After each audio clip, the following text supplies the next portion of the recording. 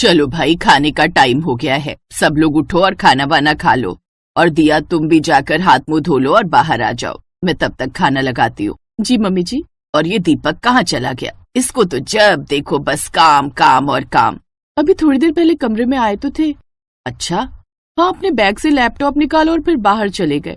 पक्का छत पर गया होगा, वहाँ अपना काम निपटा रहा होगा। बताओ, अपनी शादी की छुट्टी पर है और ये कल मुहे ऑफिस वाले बेचारे को छोड़ ही नहीं रहे।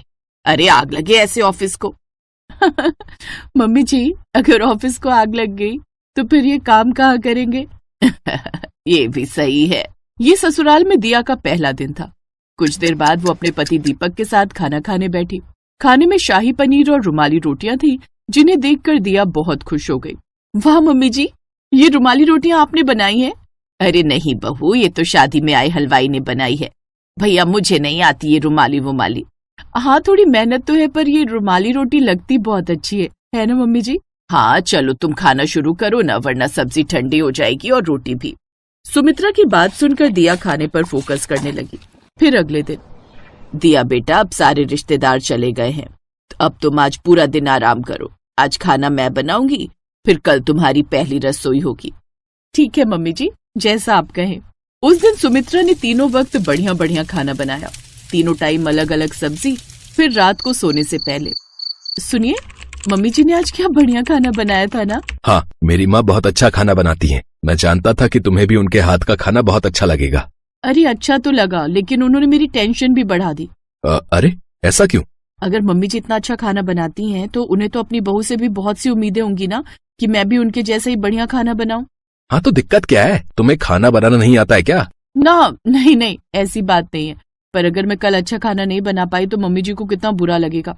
अब कसम से, अगर कल खाना अच्छा नहीं बनाना तो मैं अपने मायके भाग जाऊंगी, फिर आप कुछ दिन बाद मुझे लेने आ जाना। अरे यार, कितना डर रही हो तुम, मुझे तुम पर पूरा भरोसा है। पर आपने तो मेरे हाथ का खाना अब तक खाया भी नहीं। अब हाँ, वो तो है। तुम एक काम करो, फोन से वीडियो देखकर एक दो बढ़िया रेसिपी सीख लो और वही डिश कल बना लेना, ठीक है ना?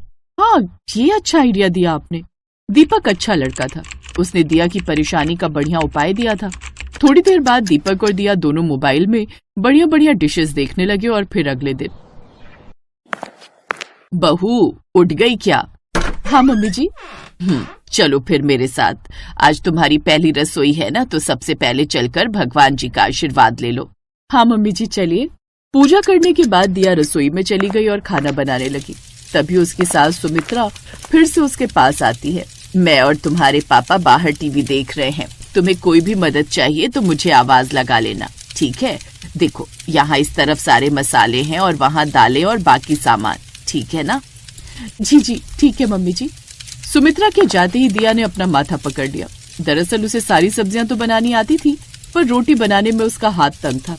मायके में उसकी माँ उसे बार बार अच्छी रोटी बनाने को कहती थी, पर दिया को तो आटा गूंथने और रोटी बनाने में कभी इंटरेस्ट आया ही नहीं। आज तो मैं मर गई। हे भगवान, मेरी रक्षा करना। अगर मेरी रोटी जल गई या फिर कच्ची रह गई तो फिर तो मेरी शामत है आज। दिया को जिस बात का डर था वही हुआ। उससे कुछ रोटियां कच्ची बन गईं और कुछ ज्यादा सिककर काली हो गईं।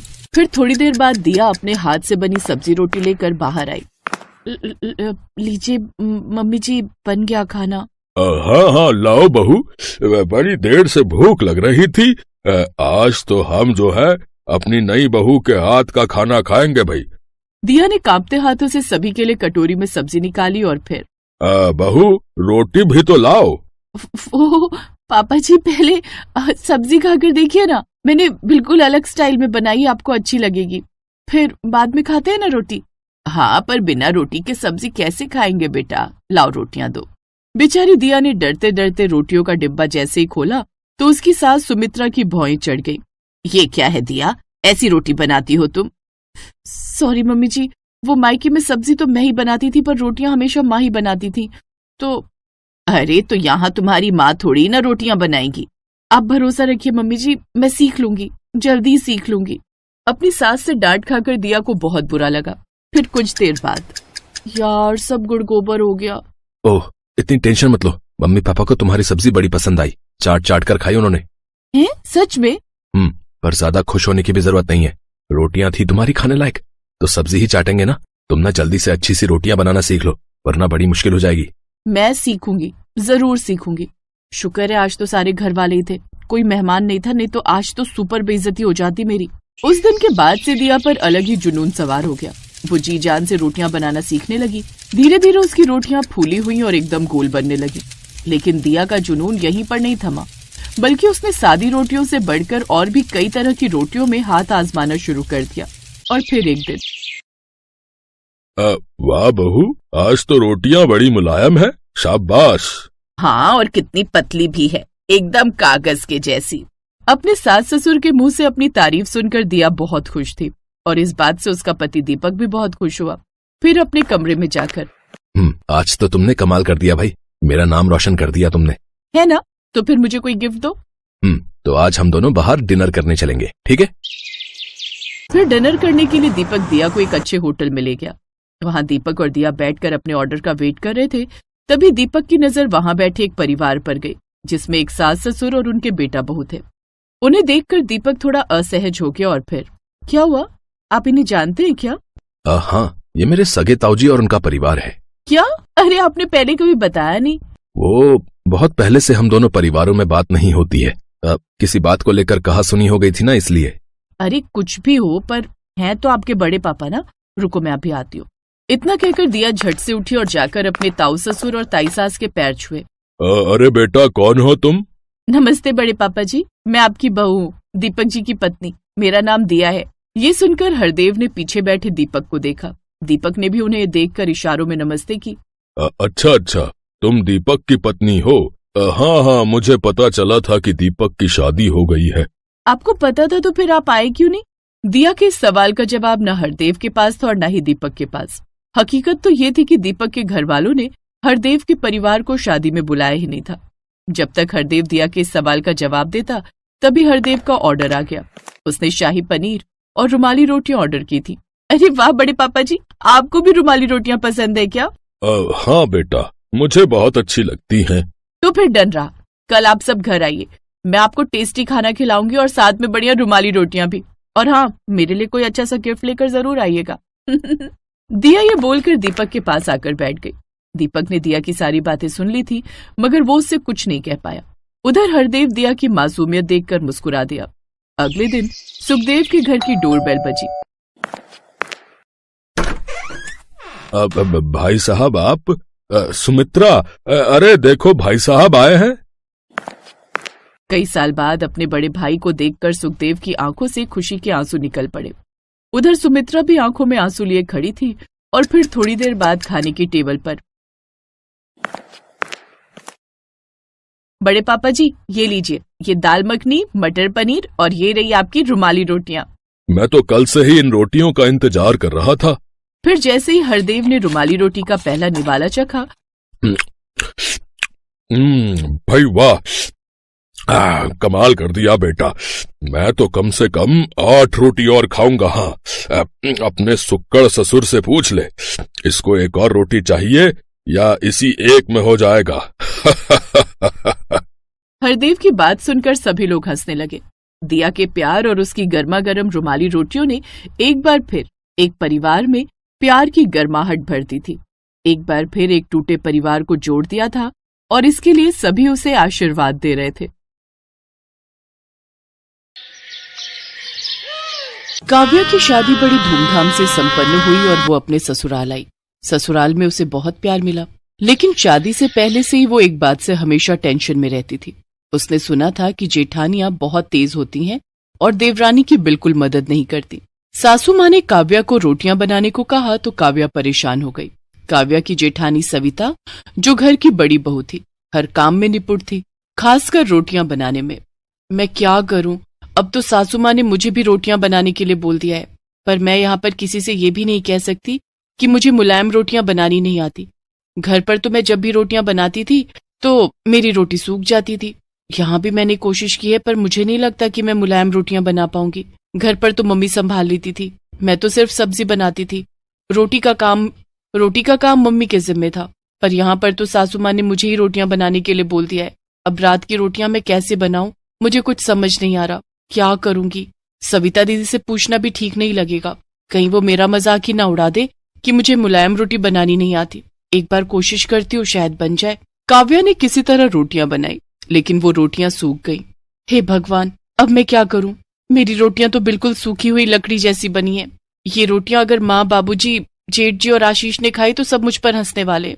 एक काम करती हूँ, फोन में कोई वीडियो देखती हूँ, शायद समझ में आ जाए। काव्या इंटरनेट पर वीडियो देखती है जिसमें बताया गया था कि आटे में थोड़ा सा मैदा मिलाने से रोटियां मुलायम बनती हैं। क्यों ना मैं भी ये तरीका आजमाऊं। काव्या को मुलायम रोटियां बनाने का तरीका मिल गया था और आटे में मैदा मिलाने लगी। ये तो बहुत थोड़ा रहेगा, मुझे तो ज्यादा रोटियां बनानी है। एक काम करती हूँ, आधा आटा और आधा मैदा ले लेती हूँ तो और मुलायम रोटियां बनेंगी। काव्या चोरी छुपे आटे में मैदा मिलाकर रोटियां बनाती है।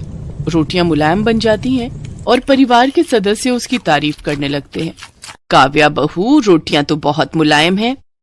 हाँ बहू, रोटियां वाकई में बहुत मुलायम बनी है। काव्या, तुम्हारी रोटियां मुलायम तो बनी हैं, पर साथ में इतनी सफेद बनी हैं मानो हम नान खा रहे हों। काव्या घबरा जाती है।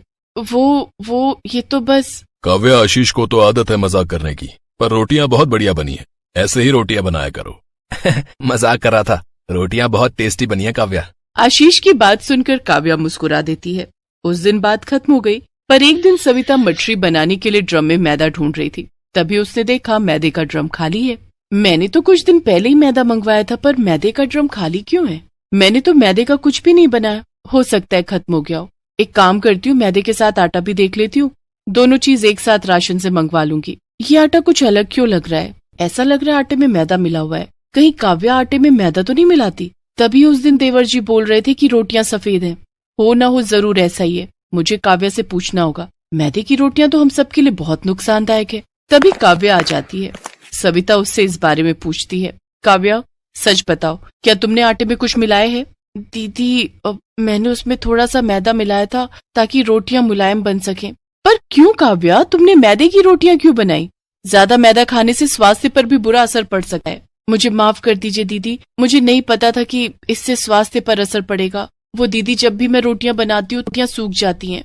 मैंने इंटरनेट पर देखा था कि मैदे की रोटियां मुलायम बनती हैं। अरे ऐसा कुछ नहीं है, गेहूं के आटे की बनी रोटियां भी मुलायम होती हैं, बस सही तरीके से आटा गूंथना आना चाहिए। अगर तुम्हें गेहूं के आटे की मुलायम रोटी बनानी नहीं आती थी तो मेरे से पूछ लेती, मैं तुम्हें सिखा देती।